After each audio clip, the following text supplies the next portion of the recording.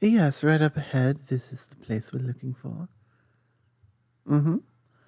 It's not the flashiest, fanciest club in town, but it has a good atmosphere, and I promise it is wonderful in there.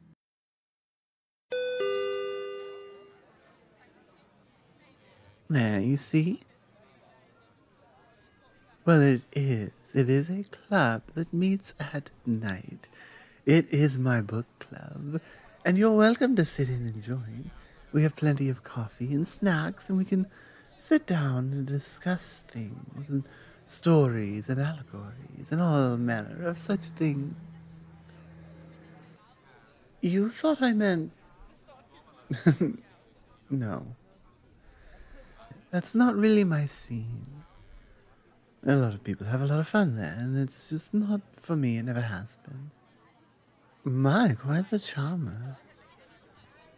You know, since this really doesn't seem like it's your thing, why don't we go find something else to do? Hmm? Well, I appreciate that you're willing to be here and trying to convince me not to go somewhere else, but the thing is, I can tell you wouldn't really know what we're discussing because you haven't read the book. And I don't want to do anything that would make you feel awkward or out of place or anything like that. So, I will gladly choose another activity that you can fully enjoy. And then you're not just watching me have fun. Well, it's an important part of any relationship. Well, yes, communication too, of course. And that's what we're doing now. Well, communication, of course. And that's what we're doing now. But beyond that, it's good to know that you have someone you can really relax around, you know? Enjoy being, enjoy doing things. I don't care what kind of things they are. All right, but only because you're insisting so stubbornly. Fine, we can stay here, and I insist that I pay for your coffee. No, in fact, I will tell my good friend the barista here not to serve you. Well then, I think it would be better if you and I just sit and chat and enjoy each other's company. Yes, and you know what? I can do that next time. We meet every month. Besides, between you and me, this month's book was a little bit, well, I found it boring. I did, and I don't want to tell them that. Honestly, how many different ways can you describe dark? You just say it's dark out. You don't have to keep adding adjectives on top of adjectives. It gets stale. I enjoy writing, I enjoy reading, all of it. When you've been around as long as I have, you learn that word of mouth, it is not reliable. No matter how much people intend and try to communicate things exactly as they read them, exactly as they were told them, the stories shift. But what's written is written. It doesn't change. It's, for example, in the case of the Rosetta Stone, it was quite literally written in stone. Exactly, hieroglyphics, Sanskrit, ancient Greek engraved in pottery. Writing survives long after what's been said. Writing is not misinterpreted. It's clearly, specifically written. At least, ideally. Well, some translations can be lost to time. Sometimes there's not a perfect one to go with. Translating between languages is. No. You'd think with my love of writing and stories, you'd think I had learned another language or two in my time. I haven't even picked up another accent or two. I still have this one. I was quite enamored with Shakespeare, who was all the rage at the time, you know. I was. I was there. And I fell in love with theatre and writing and reading, and ever since it's been my passion. That's why I'm part of this club. That's why I'm writing a book of my own. But something of a life's goal for me, which I have had a very long time to do and have not yet finished. Yes, I suppose that phrase does lose its meaning when your life is longer than 60, 80, 100 years. I don't know how to say this without sounding rude. So I'm going to apologize in advance, and then hopefully you understand my meaning. The value of a human life, because it expires more quickly, it is easy for me to forget what life was like before. Hell, I spent 35 years hidden away in a cabin in the woods, living off you don't want to know what. Just writing, like Walt Whitman. Walt Whitman, one of the great early American authors. Well, the idea of getting away from civilization and getting in touch with nature, especially as an undead creature, it sounded very beneficial for perspective. And before I knew it, I had been 35 and a half years, and I had not been back to civilization. So, well, once I realized that, I did go ahead and make my way back to civilization. Well, like I said, you don't want to know what I was surviving on out there. I don't want to say it. Can we phrase it that way then? Because I really don't. It was an experience for sure, though. It gave me fresh perspective on a lot of things. Well, I no longer feel cold. It's interesting, I can feel warmth, but I cannot feel cold. Well, that is the very first thing I realized out there. And to a degree, I had always known it, right? Because when you're alive, you feel hot, you feel cold, you know the difference between them. But when you stop feeling cold, you stop remembering it's a thing. I was out there in deep snow, and it never once bothered me. And I thought about it several times over the years. How fortunate I was that I was undead and did not have to worry about hypothermia. Oh, there are so many negative things about being undead. Please don't misunderstand. I cannot feel cold. I can feel warm, but only when I'm drinking blood. Honestly, that's it. And maybe that's how I'm able to survive. I'm not sure really how it all works. But I guess the warmth from the blood keeps me moving a little bit longer.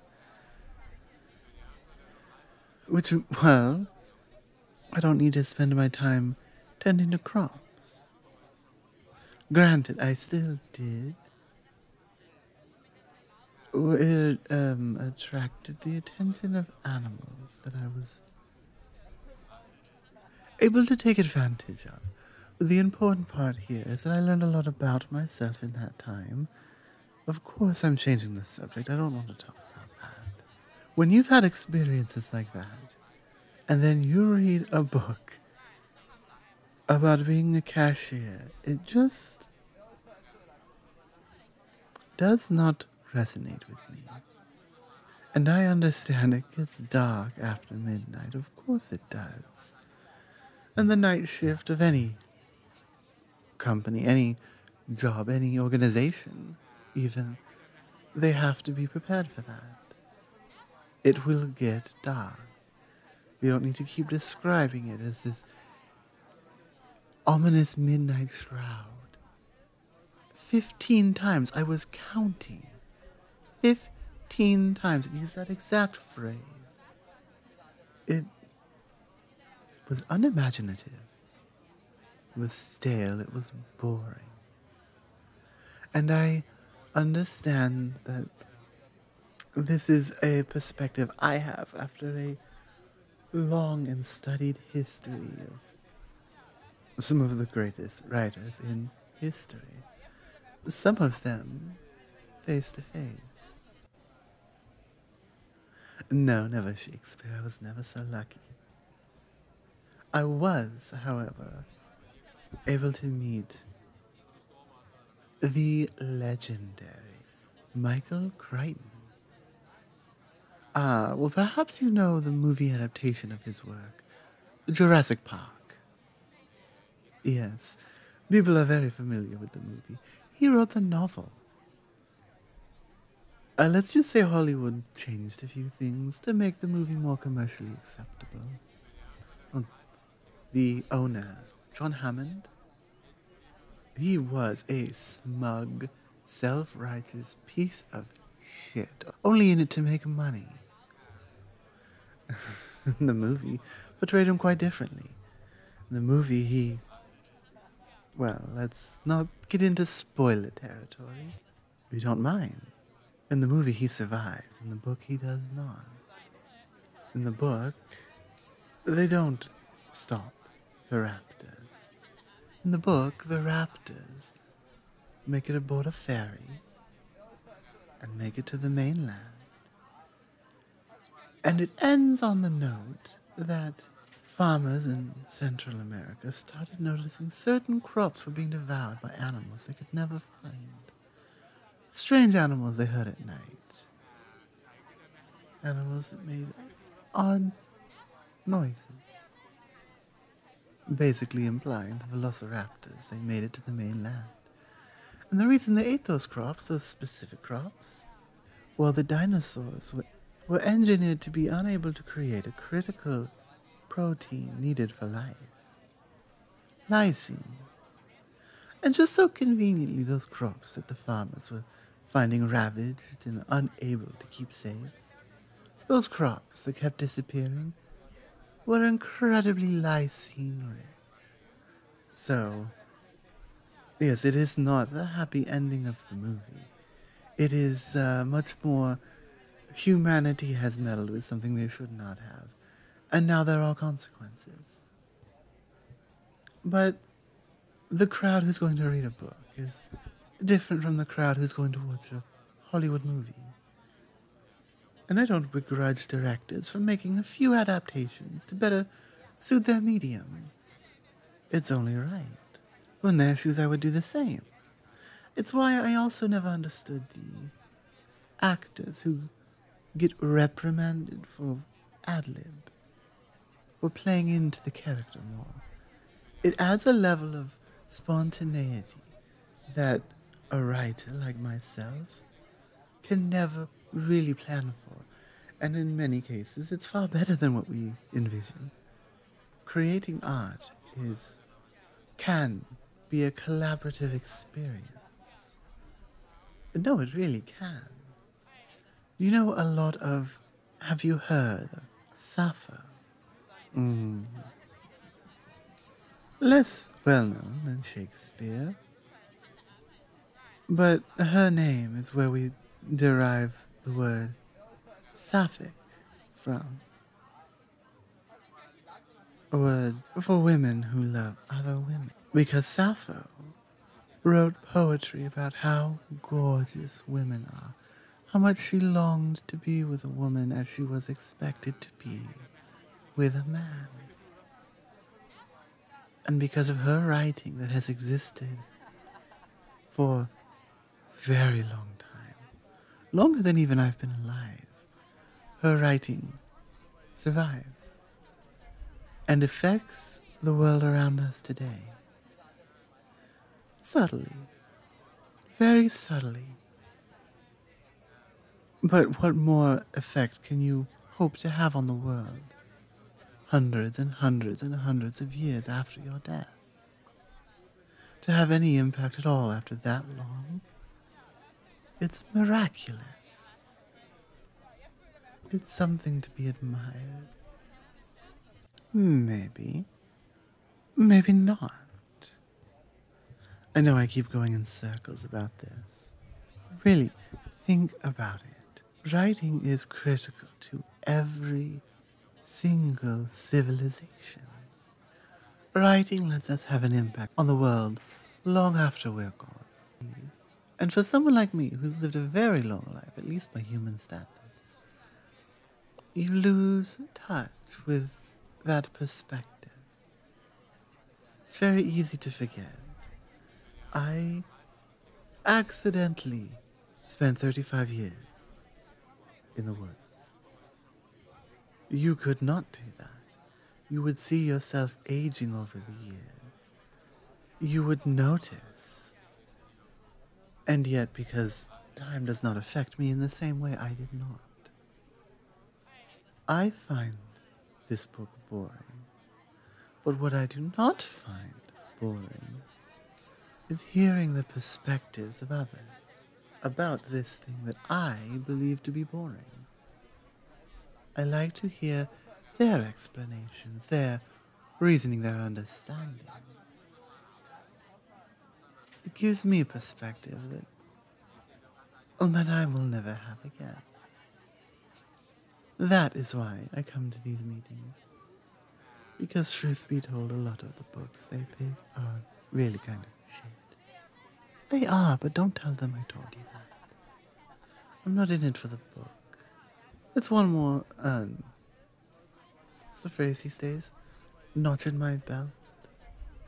It's one more tally on my list, but it's not really something I enjoyed. Don't worry about that. No, I'm very serious.